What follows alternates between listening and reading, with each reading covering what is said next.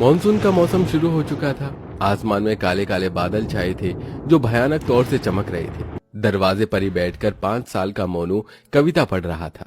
झब्बर झब्बर बालों वाले, गुब्बारे से गालों वाले, लगे कूदने आसमान में, झूम झूम कर काले बादल, कुछ हाथी सी सूंड उठाए, कुछ मोटे से तोंद फुलाए, लगे झूमने आसमान में, झूम झूम के काले बादल।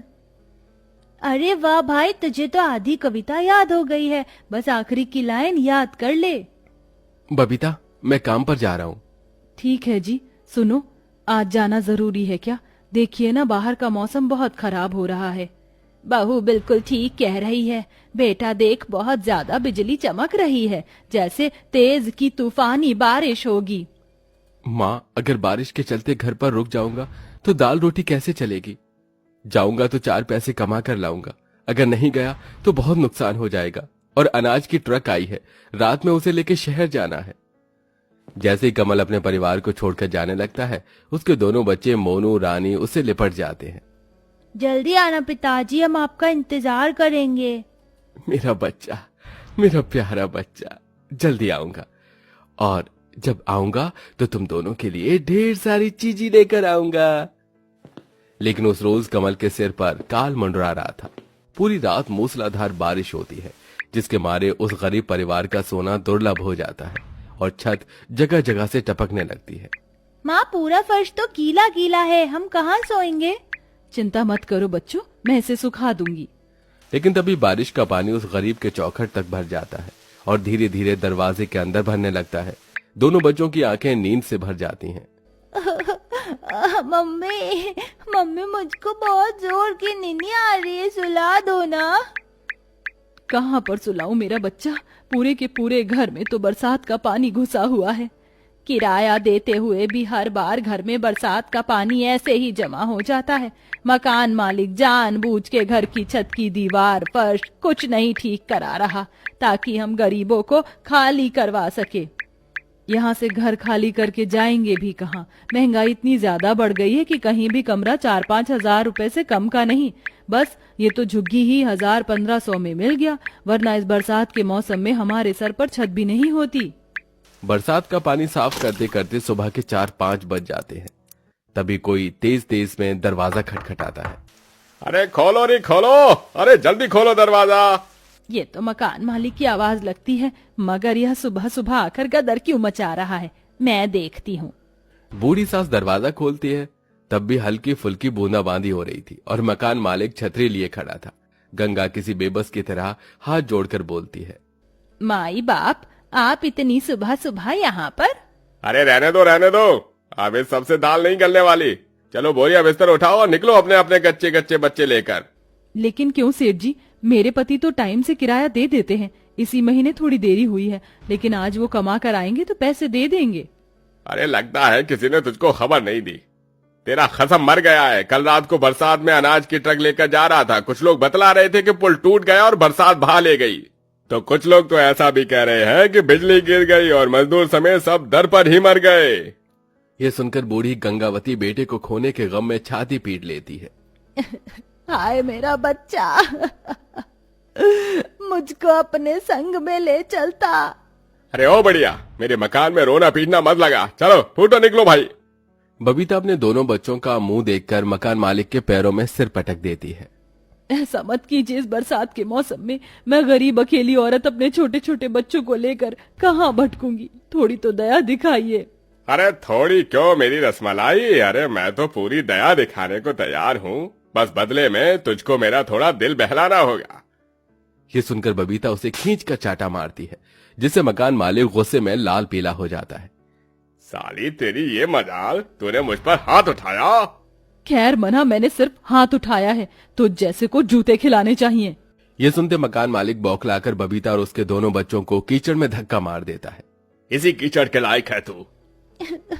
मम्मी देखो, मेरी फ्रॉक पर कीचड़ लग गई है, ये गंदी हो गई है। और ये तो हमारा घर है, अंकल ने क्यों छीन लिया?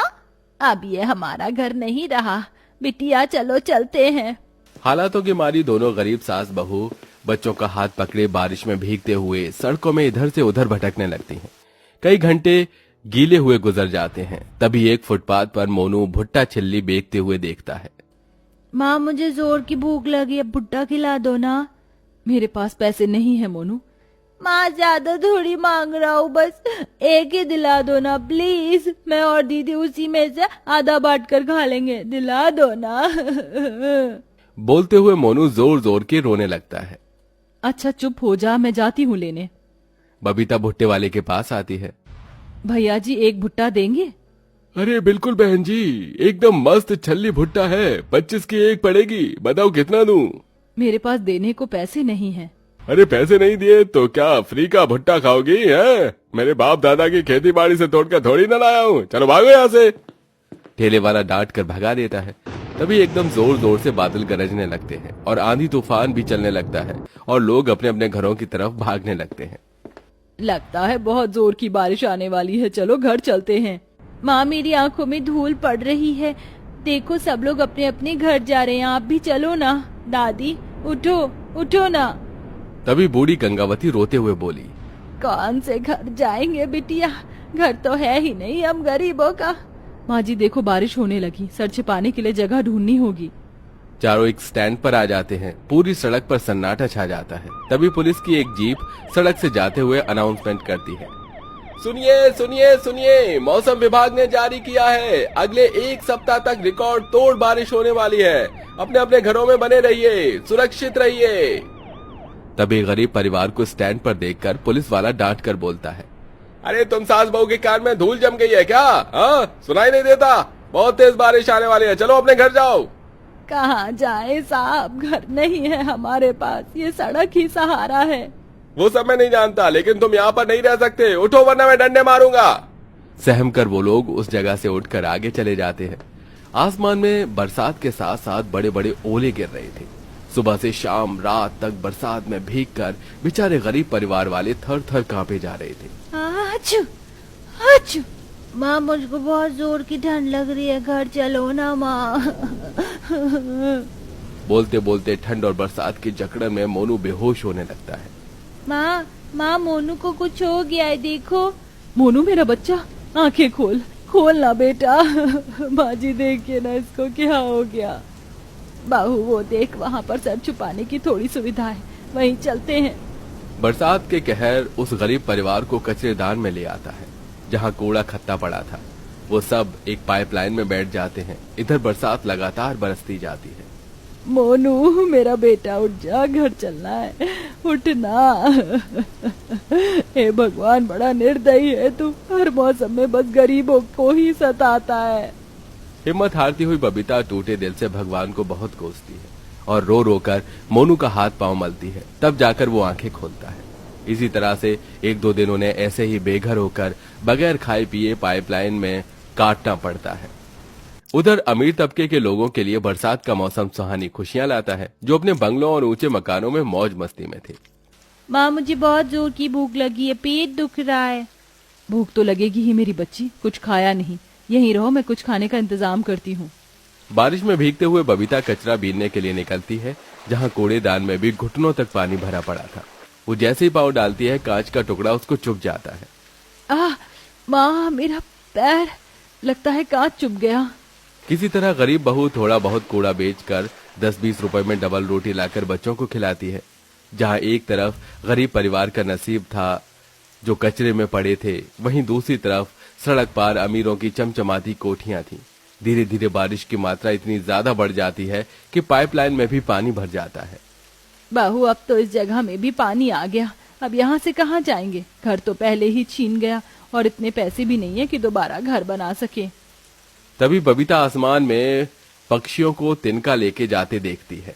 माँ जी हम घर बनाएंगे, जब ये छोटे परिंदे इस मौसम में इतना संघर्ष कर सकते हैं तो हम क्यों नहीं। दोनों सास बहू जुगाड़ लगा के घर बनाने का सोचती हैं। इधर उधर घूम घूम कर तिरपाल और बोरी और काम में आने वाले सामान को इकट्ठा करती हैं और किसी तरह से बरसात में सिर छुपाने के लिए अपने लिए टेंट घर बनाने लगती हैं। कई बार तूफान के चलते काफी दुविधा आती है, लेकिन आखिर में वो टेंट घर तैयार कर लेती हैं। लीजिए सासू माँ, बन गया हमारा टेंट घर, इसका किराया तो नहीं देना पड़ेगा। हाँ बहू, अब कोई हमको हमारे घर में से नहीं निकालेगा।